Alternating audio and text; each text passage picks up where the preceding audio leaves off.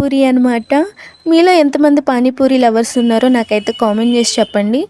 మేము మా ఫ్రెండ్స్ అయితే వెళ్ళిందైతే దాని దగ్గరికే ఫస్ట్. అండ్ ఇక్కడ ఫుడ్తో పాటు సర్వ్ చేసే వాళ్ళు కూడా చాలా అందంగా ఉన్నారు.